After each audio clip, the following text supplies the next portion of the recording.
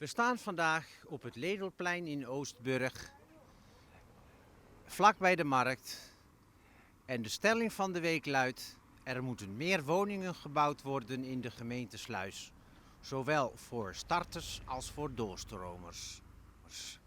Daar ben ik het helemaal mee eens met die stelling.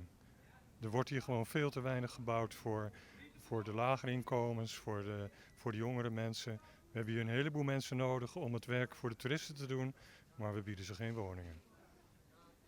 Slechte zaak.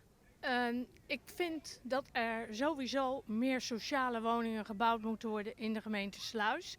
En ik vind dat het vestigingsbeleid weer in takt moet worden geroepen. Omdat ik denk dat er nu veel te veel woningen naar rijke mensen gaan die het als tweede woning gaan gebruiken. Waardoor de sociale cohesie in alle kernen verloren gaat. Dus ik vind meer sociale woningen voor mensen die er ook permanent gaan wonen. Jazeker. En ook bejaardenhuizen en Schoondijken. Graag. Verder heb ik niks te zeggen.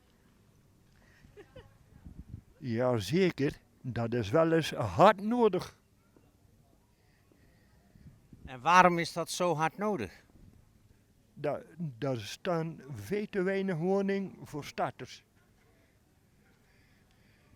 Dank u wel. Ja, daar ben ik het mee eens. Het is natuurlijk al heel lang een beleid dat eigenlijk een beetje tegenstrijdig is. We hebben de tijd gehad, ouderen moeten lang thuis blijven wonen. Die verhinderen dus de doorstroom, omdat ze in te grote woningen wonen.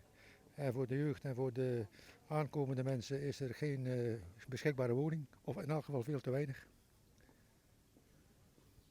Heeft u daar nog iets aan toe te voegen? Nee, ik denk dat de boodschap duidelijk is. Het is gewoon een tekort. Algemeen in het hele Nederland is het beleid op dat gebied niet correct geweest de laatste jaren. Goedemiddag. Ik ben van mening dat het zeer belangrijk is dat starters ook een goed betaalbare woning kunnen krijgen in de gemeente Sluis. Want er is een groot tekort aan betaalbare woningen. Mensen die hier in de omgeving willen blijven wonen, hun kinderen kunnen hier geen plek vinden. Er wordt een tekort voor mensen die hier willen werken, maar niet een hoog salaris hebben.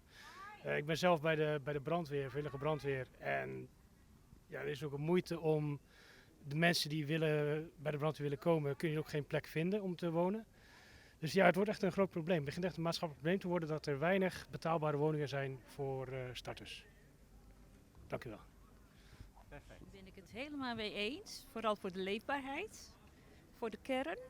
En in verband dat er ook ontzettend veel vakantiewoningen zijn, is de leefbaarheid toch minder. Dus ik denk gewoon dat het nodig is om hier alles te kunnen houden.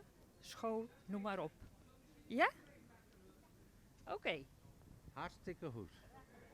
Dank u. Dat was het weer voor deze week. Iedereen was het eens met de stelling.